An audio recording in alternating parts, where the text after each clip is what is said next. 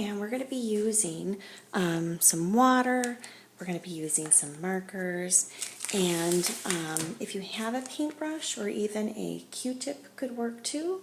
And then we're going to be using a plastic bag. So you can get a sandwich baggie or just a regular plastic bag. But if you don't have any of these materials, or if you do and you want to try something a little different, I want you to know that you can always draw on an iPad, or you can even draw on your Chromebook. So there's a lot of really great apps that you can draw. So this is, I just did mine in one of the art ones, and I could pull up different ideas on the side here. But here's what I just drew, was a cactus. Very simple, just a few colors. Yeah, so you can kind of see, let's see here, I can show you my video of how there we go, sorry. So you can see as I was building it, playing, adding in my different things, sorry, and my colors. And voila, there is my cactus. So you can do a lot of these awesome drawings on anything that you have and just add in those colors. But otherwise, let's just get started using what we have. Perfect. So now it's always good to have a reference. So sometimes I like to have a picture just to help guide me.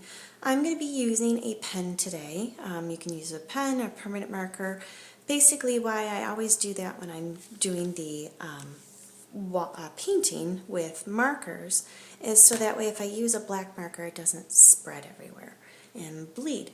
So what I'm going to do is just a simple cactus, but I want to start off with the base of it. So with the simple base, what I'm going to do is I want to do a nice curve, and you could have it however big or however small that you want. And again, this doesn't have to be perfect. So you can make it, again, it doesn't have to be perfect. Obviously mine is not, and I think that that gives it a little bit more character. So this is like a nice wide little base. Then the next thing I'm going to do is add in my cactus or my succulent. So I'm going to draw a big sort of blob on top. And I want to have like a little one coming out on the side. Perfect.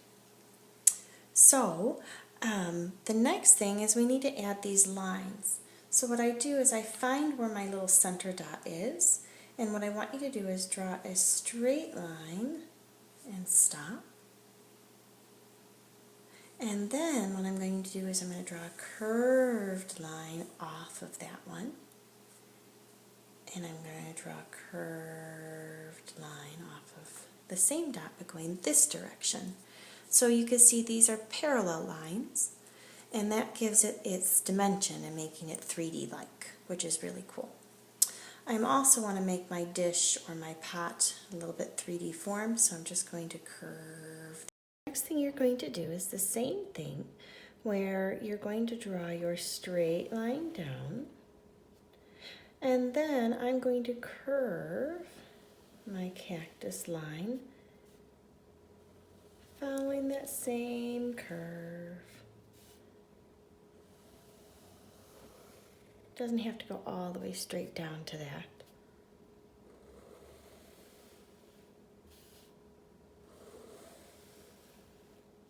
Like that.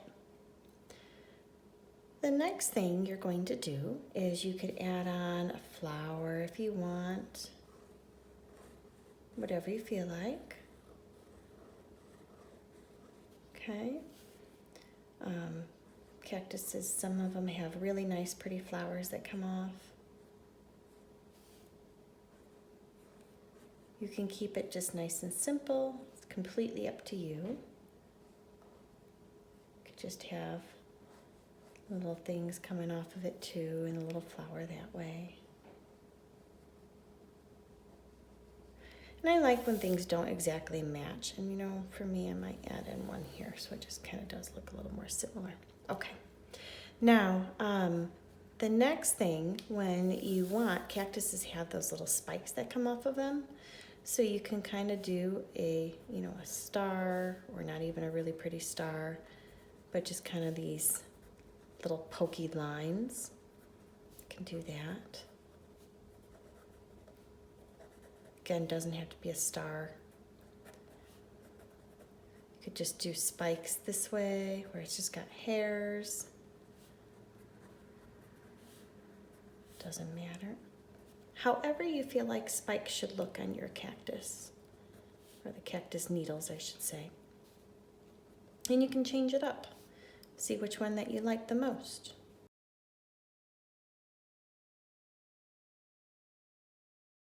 So once you've got that done, maybe you want to decorate your base. If there's like certain shapes and things that just seem like it'd be fun to add on, you can. You could do these long ones. You could overlap things. You could leave it plain. It's completely up to you. All right, so like I said, I know it's wobbly and wonky, but that doesn't really matter. And if you don't want it floating on your page, I always tend to do these kind of, you know how we practice our tornado lines. It's darker the closer it is to your vase, and or by base, and then it gets spread out that way. So you can have it just sitting like that. You can always sneak your initials in somewhere, make it kind of look a little bit more artsy that way. All right, so once you have gotten your drawing done, and you can always, like I said, pull up some inspiration on any you know, Google Photos or different things on the web in order to find some things. All right, so the next thing you're going to do is we're going to be using our markers on our plastic bag. So say I want to have my dark green. I'm gonna put my dark green on here like this. And then I'm going to grab another color. Maybe I want some brown in here, because you can always mix some colors too. So if I wanted to mix some colors, I can mix it on my bag like this. Mix a brownish green. And the next step that you're going to do is you're going to take your brush, and you're going to have some water on it. And I literally am making my own watercolor paints. See? Voila. So maybe I want this to be a dark green. And you guys know my trick at school, that the more water you have, the lighter color it's going to be. And the less water you have, the darker the color or pigment. So, yeah. So all you're going to do is just use water on your brush and paint with marker from the plastic bag. How cool is that, right? So if I grab some more water and I wet my marker down more, and I just grab some more water, I can spread it and make it a really, really light green. You could also add in some yellow to get some shadows if you're looking for. So I could put some yellow on my plastic bag, and I can just get some water, grab some of that yellow, put some of that yellow on here, and now I have a yellowish green. And if you don't like all of that, go back, grab in some of that darker green and kind of blend it. So there's so many great things, and I know we've practiced before too, but you can always grab a Kleenex or tissue and you could dab off some of the color. That gives it a really neat effect. But this is a way to play with watercolors using your own markers. So the shadows that we were talking about, like if I mixed my brown and my green like this, and I just wanted to add in like a couple little shadows down here. Remember, if you ever add in too much, you can always pull it off by just grabbing some water on your brush, and you can pull it off that way, which is really fun. So, all right, so see, if this is spreading a little bit, I can just grab, like this is just a piece of toilet paper, but you can use a paper towel, you can use a Kleenex, and anything that went outside my lines, I'm just dabbing and it took it right off. And it gives this really neat watercolor effect. So if you want to keep working, remember the goal is If your paper's really wet, you want to ballerina toes, because if your paper's really wet, you're gonna rip your paper, and I know I would be sad if that happened. So let the area dry, and you can always go back in. That's what watercolors do, is we work in layers. And even on my drawing here on my iPad, what I wanted to show you was even I work in layers. So when we talk about sandwiches, I drew my base first, I added in my dirt, and then I drew my cactus. So if I turned off, you would see that here's my cactus. If I turn that off, here was my... So these are all layers, and that's what animators and others do, is by working in layers. And that's the same thing on here.